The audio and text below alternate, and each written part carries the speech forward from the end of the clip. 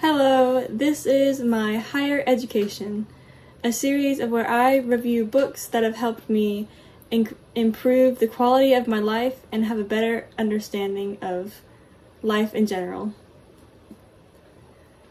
And a big thanks to Dad for getting me on these books and embodying these books basically all my life. And I hope you enjoy. And this one is, we're going to be talking about The Brain's Healing Way by Norman Doidge. So, The Brain's Healing Way is about brain plasticity. Specifically, how the brain can heal itself through brain plasticity. And so, and all of these chapters focus on different ways how visualizing in the brain can literally change the way its neurons are structured. And in the first chapter, it's all about chronic pain.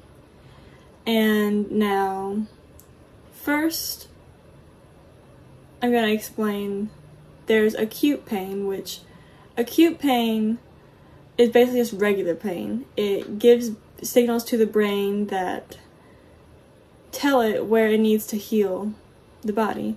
Now sometimes though, the injury can affect both our bodily tissue and our neurons in our pain system, which leads to neuropathic pain, which then turn into chronic pain.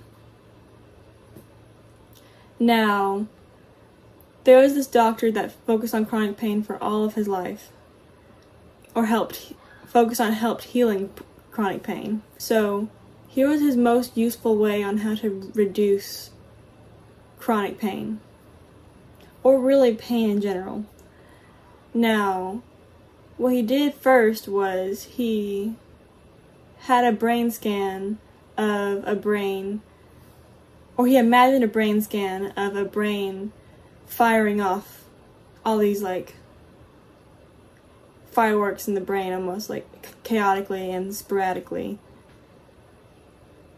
And then what he did was he imagined it a little less, and then a little less, and then a little less, and so forth until the brain was in a completely calm state.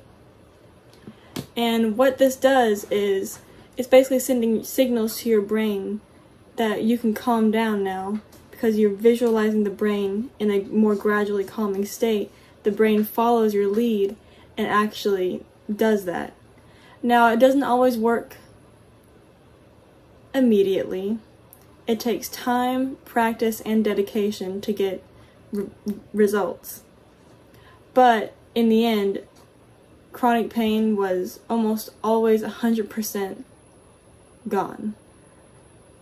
But again, that was after sometimes months of visualization and being pain-free for a few minutes and it coming back, and then doing it again. Because what helps this work is basically a relentless drive to get better, and not relying on outside sources. Because if you rely too much on someone else to help heal your body, you're gonna start blaming other people for you not feeling well. And that's not gonna help out anything. In this book, it really tells you that the key to healing your body is to look to yourself to heal it. Or know that your body can heal itself without the necessity of outside influence. And this book has tons of good brain science in it as well. Like the fact that neurons that fire together wire together, meaning that repeated mental experience leads to structural changes in the brain neurons that process that experience. And so, with the information that neurons that fire together wire together, also means that previously trained in habits can be untrained by repeated either visualization or repeated, like, separate action. Like, let's say you've had it of where every time you do something wrong, you get yelled at. And so, since that happened together, brain processes that as a mistake is failure and you're going to get yelled at, and it's not a pleasant experience. But if you were to be in a more healthy environment of where you were allowed to make a mistake and you weren't yelled at, it would take time, but over time your brain would rewire that connection with mistakes as an opportunity for more growth instead of a reason to shut down because you're going to get yelled at or you have failed in something that you were supposed to do perfectly. And yeah, that was my thoughts on the brain's healing way.